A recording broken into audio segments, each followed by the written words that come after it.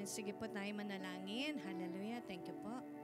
Panginoon, marami po salamat. Napakabuti mo sa aming buhay. Salamat po sa lahat ng mga nag-ayuno sa buong maghapon during our 90 days challenge. Lord, I bless your name sa kanila at patuloy po naming ina-acknowledge ang aming kalakasan ay nagmumula sa iyo. We thank you also, Lord, for all the answered prayers. Hallelujah.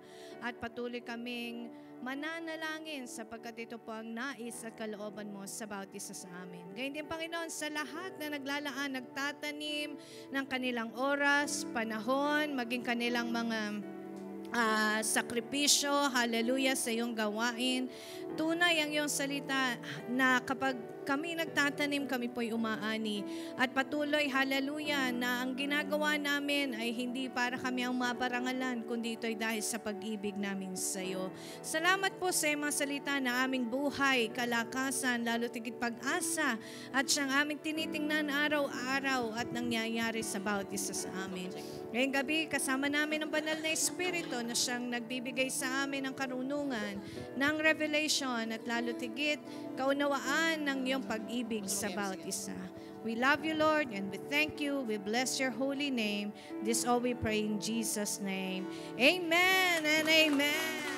Pasalamatan mo yung katabi mo. Sabi mo salamat sa buhay mo. Thank you po sa worship team at sa lahat ng ating mga workers. Hallelujah! Makakaupo na po tayo. Ayan. Praise God. Tonight is a night of sowing and reaping. Okay? So sa salita po ng Diyos, nandyan yung ating, deklarahan muna natin ang ating sarili. I have eternal blessing. I am fruitful. I am productive. In all my ways, I acknowledge my Lord, and He directs my path. He increases me in the name of Jesus. Amen. Amen. So, sabi mo sa katabi mo, mabunga ka na. Mabunga lang, mabunga ka na. So, my life brings so much fruit. And sa topic po natin for the month of September ay dinidiscuss natin yung tinatawag na na death. Tanong mo yung katabi mo, buhay ka pa ba? Humihinga pa. Ang sabi po ng salita ng Diyos, basahin natin in John 12:24 to 25, Verily, verily, I say unto you, except a corn of wheat fall into the ground and die, it abideth alone, but if it die, it brings forth much fruit. Sabi mo sa katabi mo, you brings forth much fruit. Hallelujah. Kaya po ngayon, I will just mention, there are so many principles in the Bible, but let me just share to you the seed principle. Okay? Seed principle. Again, sabi mo sa katabi mo, aani ka pag may tinanim ka. Sino dito yung meron kang kapirasong lupa, naghihintay kang may tumubo? Wala akong tutubo dyan hanggat wala kang tinatanim. Tumubo na lahat, pati yung ating mga alipunga sa paa, tumubo na. Yung lupa, pag wala kang tinanim, buti pa yung alipunga, kahit itinatanim, tumutubo. Pero sa lupa, kapag wala kang itinatanim, walang tutubo. Sabi mo sa katabi mo, pag wala kang tanim, wala kang aanihin. Hindi lang yung prinsipyo ng Diyos. Amen? Kahit sa mundo, yun ang prinsipyo. But higher is always the standard or the principle of the Lord. Amen. Kaya sabihin mo sa sarili mo, magtatanim ako.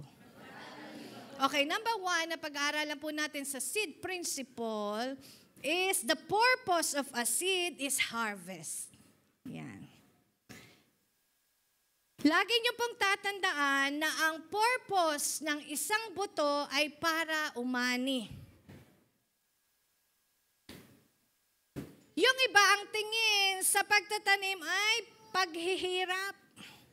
Kasi ngayon ang nakikita niya. Sabi mo sa katabi mo, change your mind.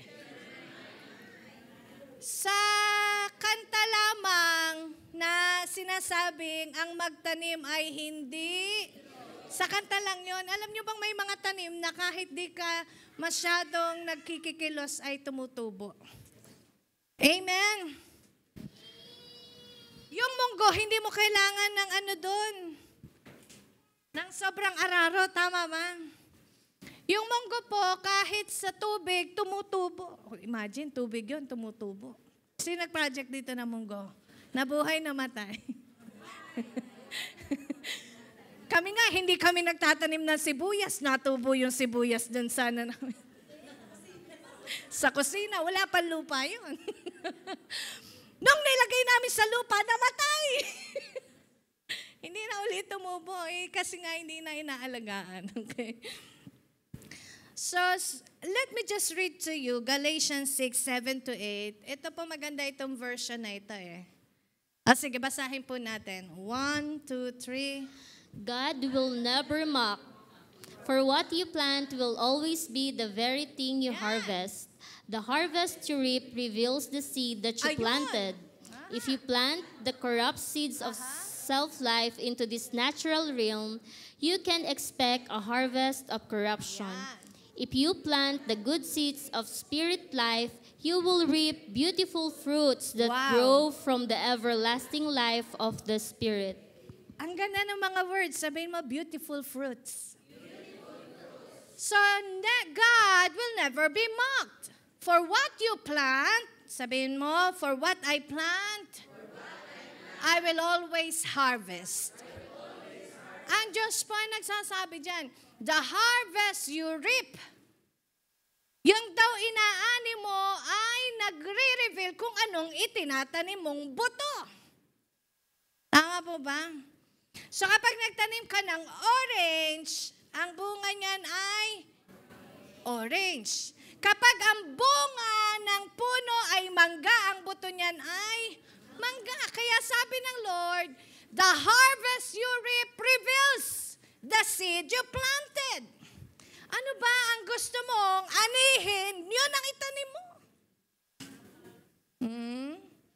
Gusto mong umani ng pag-ibig? Magtanim ka ng pag-ibig. Sabi sa katabi, magtanim ka ng pag-ibig.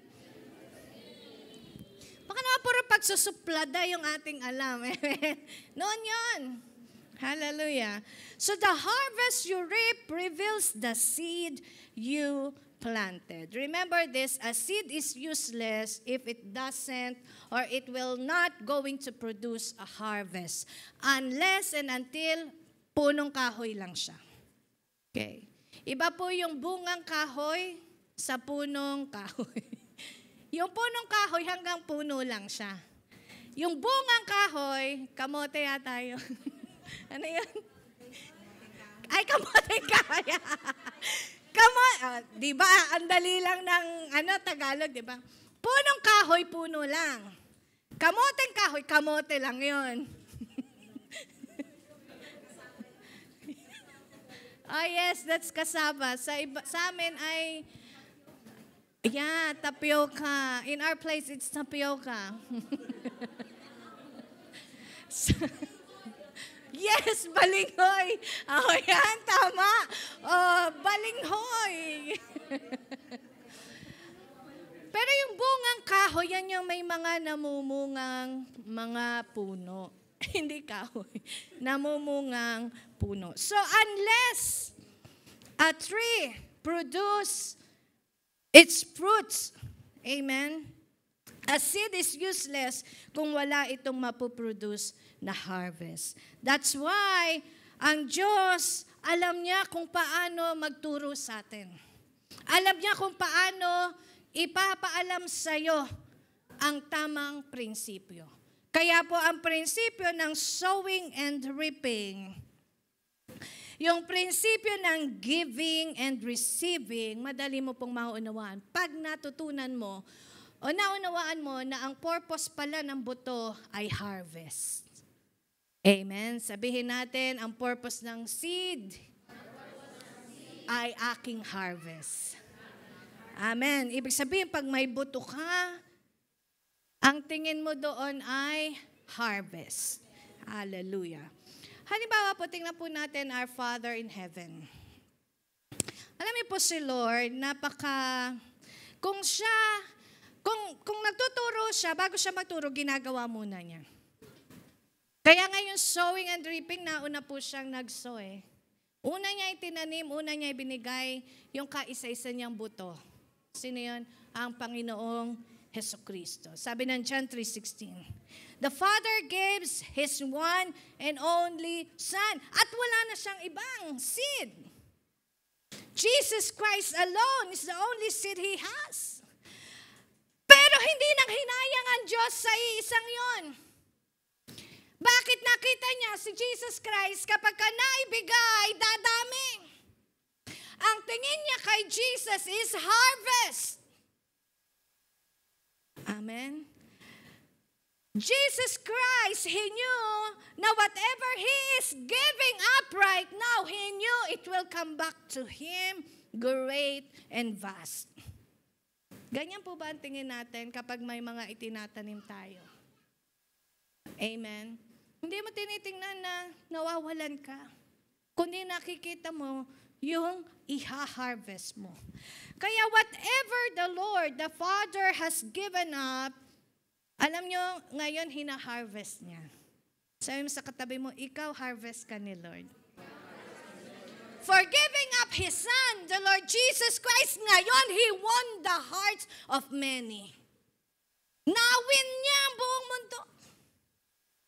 Nawin niya ang bawat isa sa atin.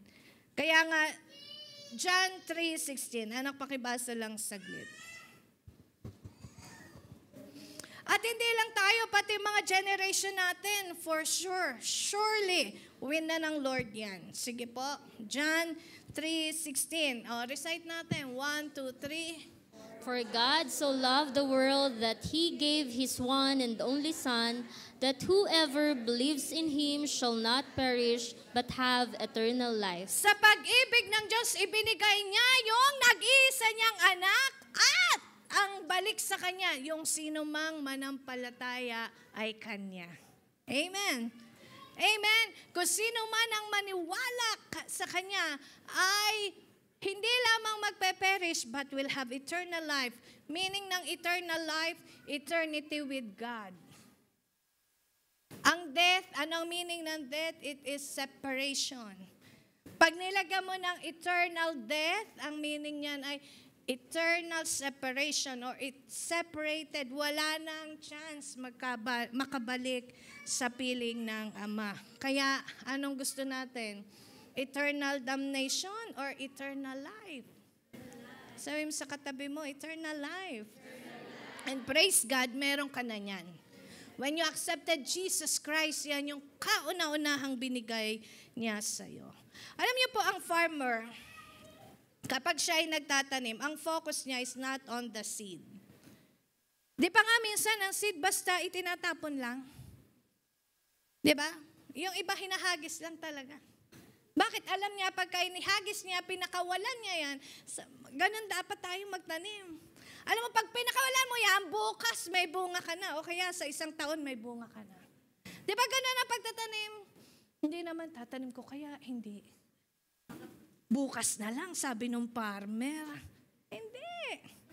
Pag nagtatanim ang farmer, gumagamit pa siya ng maraming mga equipment para lang maitanim ng maayos ang mga buto. At ang nasa mind niya habang siya nagtatanim, mga ilang buwan nga ba ito?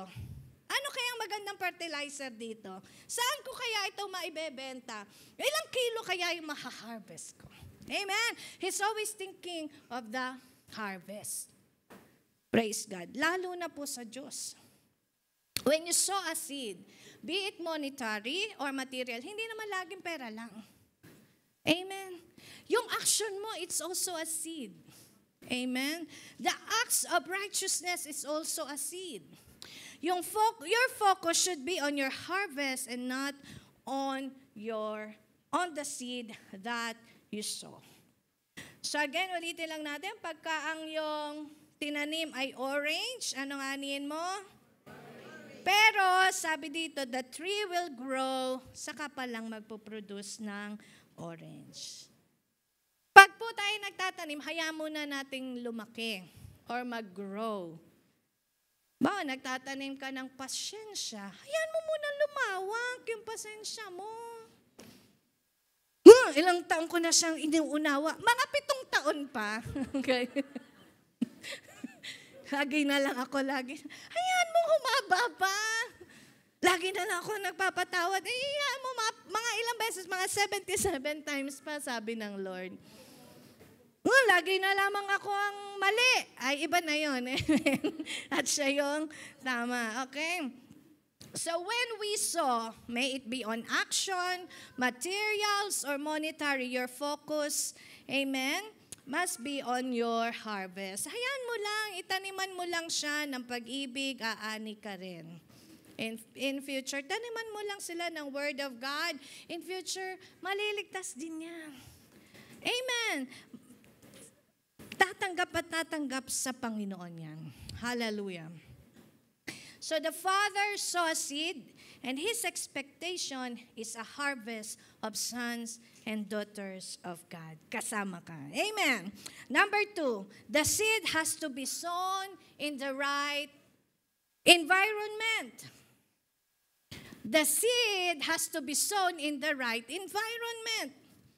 Ang buto ay itinatanim po sa tamang taniman. Hindi ka pwedeng mag-expect ng buto na magiging puno kung itatanim mo yan sa sa putikan. Mapera, yun talaga yung kanyang environment. May natubo ba sa putik? Kangkong, di ba? Likuran ng bahay nyo. May fertilizer yun yung galing dun sa ating mga sewerage. Di ba? Doon dumidiretso. Totoo po yan. Tapos sarap na sarap tayo.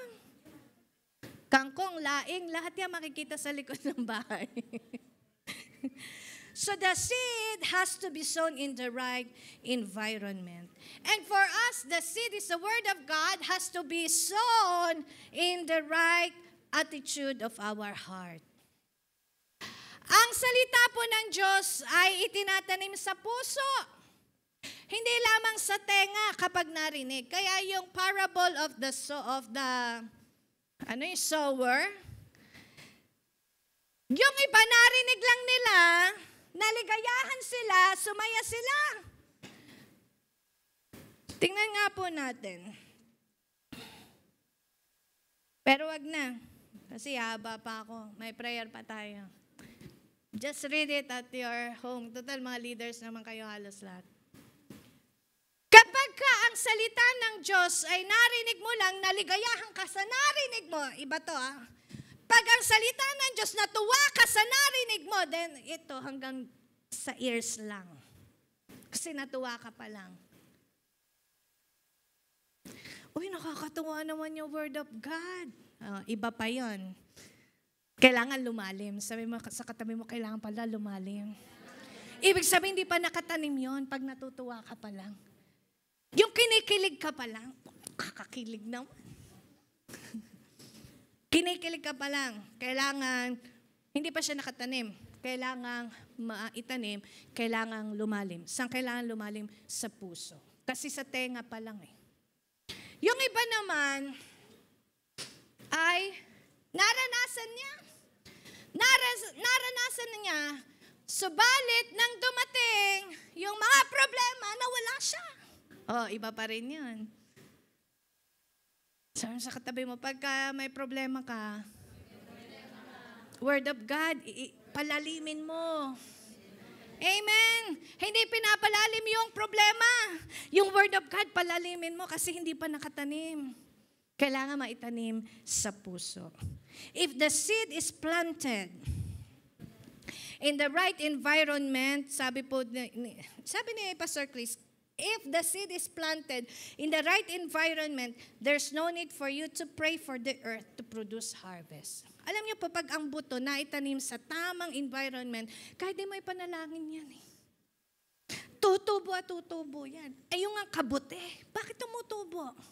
Nandun siya sa kanyang right environment. Pero wala ka makikita kabute sa city. Ang kabute nasa farm. Oy, may good news kayo. Wag na. Makinig na lang kayo sa balita.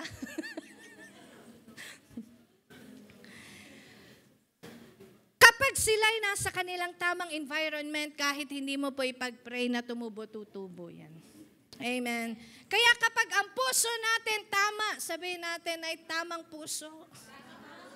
Minsan, alam nyo ba, sabi ng Bible that the heart is the most deceitful of all.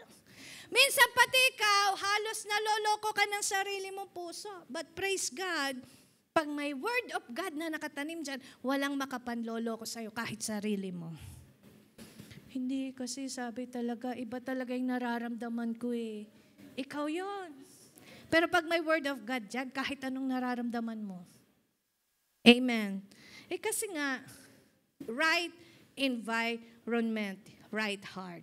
So God's principle in sowing and reaping automatically applies kahit hindi mo ipanalangin. And the Lord is giving us the guarantee for harvest. Totoo po ito. Totoo yan. Kapag ka nagtatanim ka ng kabutihan, Lord, ibalik mo po sa akin, purong kabutihan din lang Hindi mararanasan mo na lang bumabalik sa'yo kabutihan. Pero gumawa ka ng isang pagkakamali. Ano yun? Ingat na ikat ka mag-pray. Naku, wag naman pong bumalik sa akin, Lord. Wag pong bumalik. Sa Diyos po, may prinsipyo ang Diyos ng sowing and reaping, and it is guaranteed. Marami lang po nalilito na ko-confuse dito. Iba po kasi ang tithing. Ang tithing, hindi mo pwedeng itanim. Kasi ang tithing, hindi mo tumutubo. Marami akala nila sa pagbibigay nila ng tithes, nagtatanim sila, and they're expecting for harvest. Ulitin ko po, ang tithing po ay hindi tinatanim. Ang tithing ay ibinabalik sa Diyos. You are honoring. So hindi ito nanghihiram ng sasakyan, maliban sa amin. Pag ako nanghiram ako ng sasakyan, kailangan ko ibalik yon kasi hindi akin yon. Nanghiram na ako, inubos ko pa yung gasolina, dinaan ko pa ng mga 10 beses sa salik. Bumiyahe pa kami na kung saan-saan. Tapos, thank you.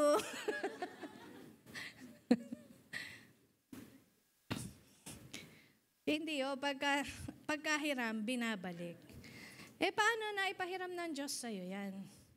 Paano niya na ibigay sa'yo yung kailangan mong ibalik na tithes? Sa lahat po ng tinatanggap natin, hindi tayo nauna. Tandaan niyo po yan. Nauna palagi ang Diyos. Sa lahat ng meron tayo, ang nauna palagi ay ang Panginoon. Kaya nasa sa atin na lang puso. Kung tama yung ating puso, magiging tama yung pagbibigay natin. Kung tama ang buto na lumalalim sa ating puso, tamang salita ng Diyos, minsan mas pinakikinggan natin yung salita ng tao regarding tithes. You listen to God. Listen to the Word of God. Surely, hindi ka naman niya pababayaan. Then, kung di mo maranasan din, stop it. Kung hindi nagwo-work sa'yo. Pero I never heard pa na faithful siya sa tithes at hindi. Okay. Ang tithing po is not sowing. Tithing is returning to God what is due to Him. Many are asking for tithes to return back to them. Ang tithes po ay babalik sa atin not in the same way you are ng sowing and reaping. Because tithes will not return to you as you expect, but it will protect you. It will protect you from any harm. It will protect your family. It will save you from any cost. It will favors you. Ganyan po ang tithes. Iniingatan ka. Saan ho merong sowing and reaping? Sa offering.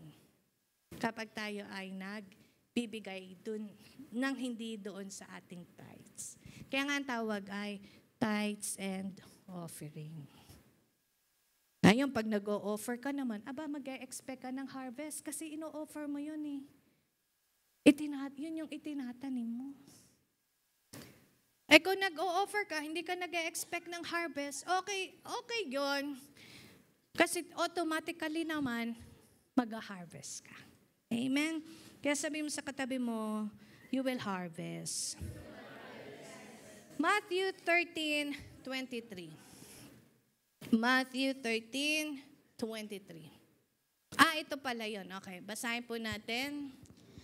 The good ground represents the heart of a man who listens to the message and understands it and goes out and brings 30, 60, or even 100 others into the kingdom. Ayan.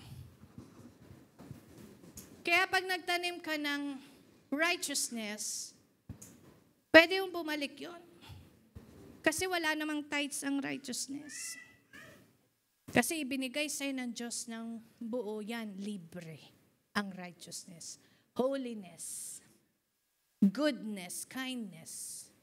The good ground represents the heart of a man who listens to the message and understand it. Yung iba nag-listen lang. Pero sinasabi dito, kailangan you listen to the message and understand. And, anong nangyari? It goes out. Tumubo. And, nag-produce. So, dito may mga patubo. Ay, wala na. Wala nang gana. Sabi sa katabi mo, huwag ka magpatubo.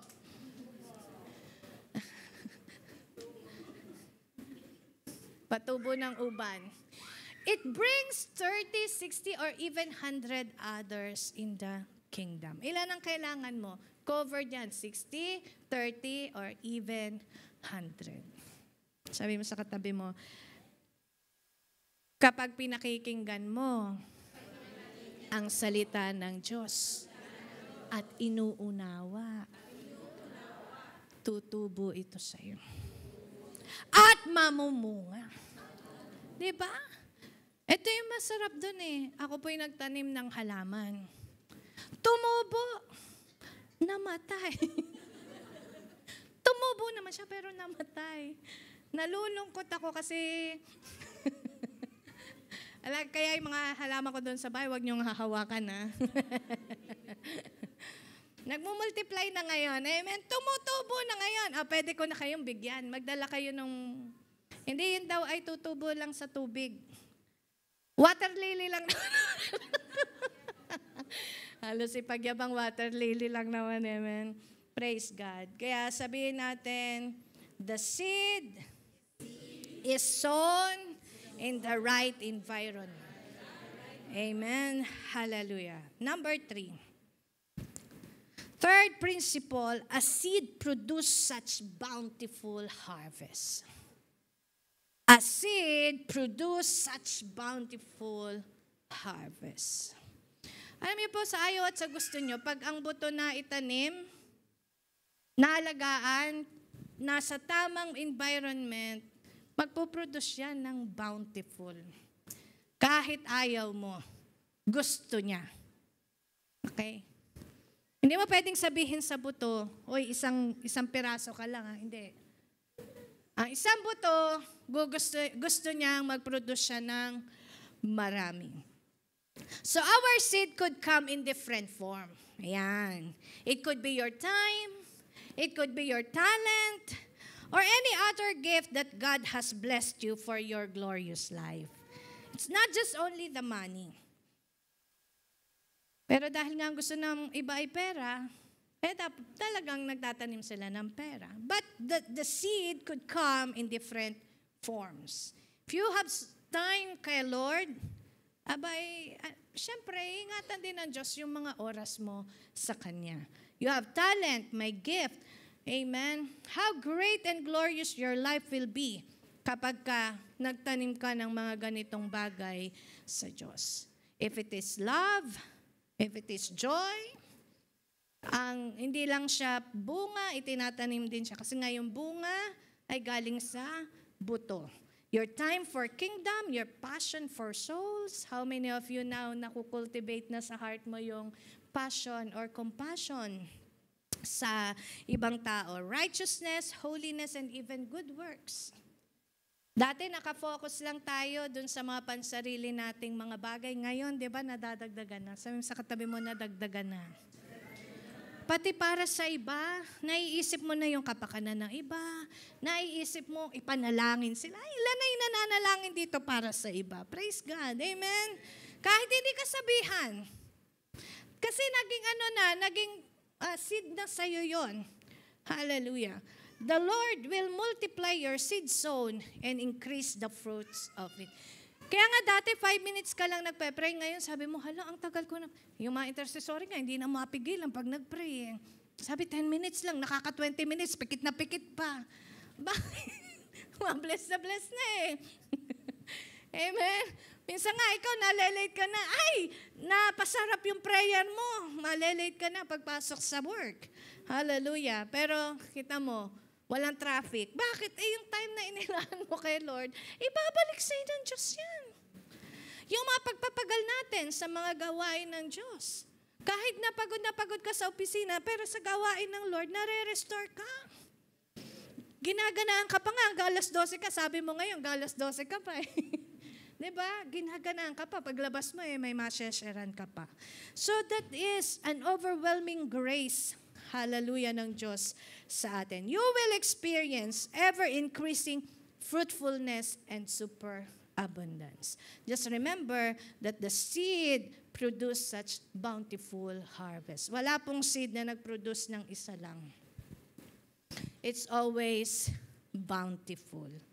Kaya naman, ang itinatanim niyo po sa gawain ng Diyos, sa iyong pamilya, sa iyong kaopisina, tinitimplahan mo ng kape, wag mo na lang duduraan.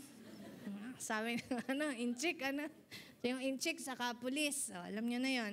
2 Corinthians 9, 10 to 11.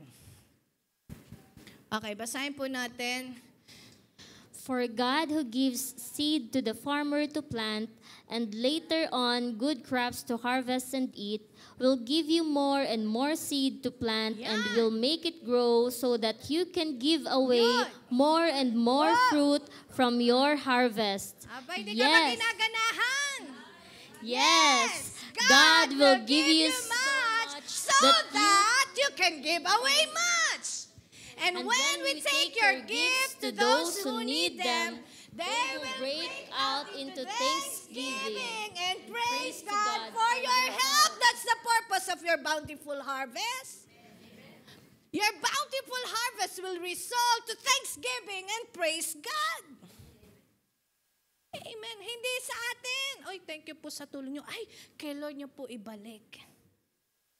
Maraming salamat po sa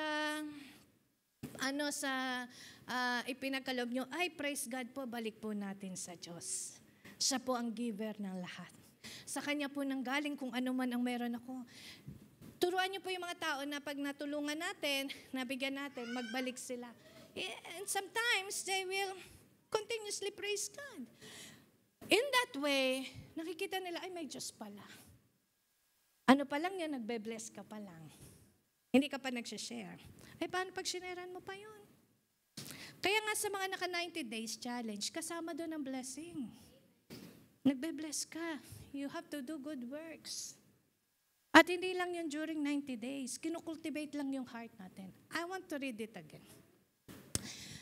For God, who gives seed to the farmer to plant, and later on good crops to harvest and eat, will give you more and more and more and more and more seed to plant. Hindi ka maubusan ng pantanim. Sabi sa katabi mo, hindi ka maubusan.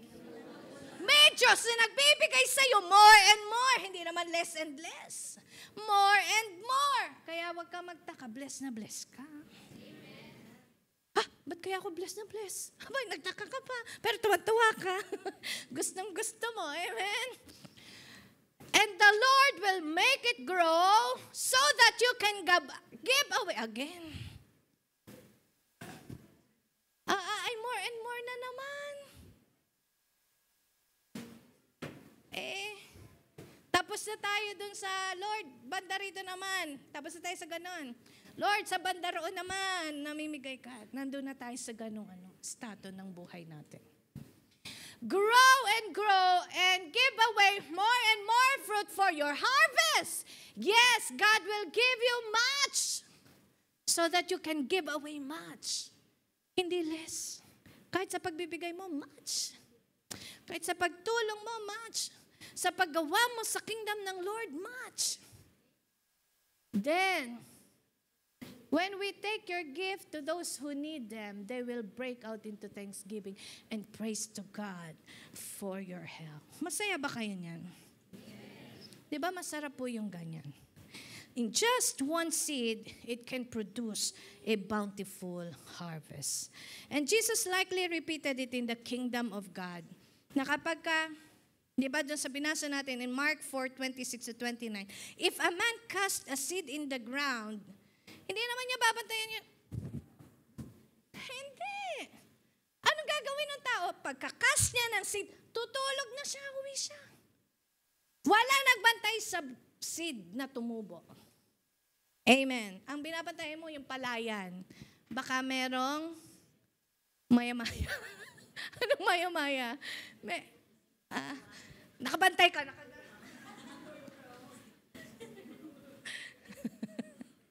Halo mo pa yung scarecrow. Wala po. Which is true naman, di ba? Totoo yun. Anong ginagawa niya? Hindi nga alam ng tao kung paano ito lumago, kung paano ito nag-spring out, but he knew he will harvest. Amen? So you sow your seed with confidence and great expectation with a picture of your bountiful harvest in your mind. Praise and glory to God. Yun lang po ngayong gabi. Palakpakan natin ang Panginoon. At tumayo tayong lahat.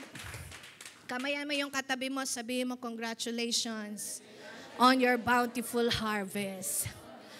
But then, just check kung may itinanim ka. Okay? It's a gentle reminder. Hallelujah. Dahil baka wala ho tayong naitatanim, nag-expect tayo ng harvest. Pero wag mo rin problemahin ang pangtanim. Ang sabi ng Diyos, God will give seed to the sower. Ang gusto lang ng Panginoon, makita na maging sower ka. Kasi kapag pinagkatiwalaan ka na ng Diyos ng seed, dapat itanim mo yon.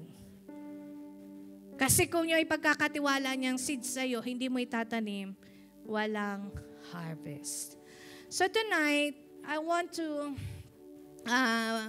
invite yung ating mga naka 90 days challenge. Pahingi ako ng isang anak dito. Isang envelope. Yung isang, there are two names list, diba? Yung isang names list, lalagay nyo doon sa box. Then the other one, you will hold it. At doon po sa mga hindi naka 90 days challenge, join us in prayer. Amen? Because your prayer also is like a seed sown in the harvest that will produce harvest. Hora bashaka babayan derebo shireba. Hora yala yare mente derebo sha. Sharere yale yare derebo sharere. Dito na lang, anak.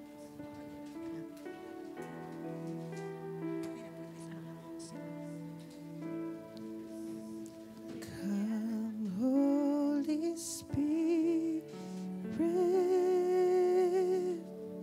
Sige, awitin po natin lahat ito. More of your presence. Take me as I am. Hawakan niyo po yung mga pangalan. I give my all for you. Yung mga hindi ho nakasama sa 90 days, you are on your seat. Sing this song to the Lord.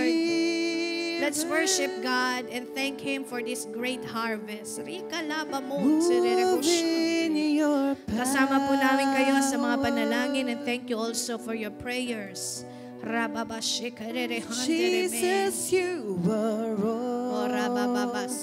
all my soul longs for.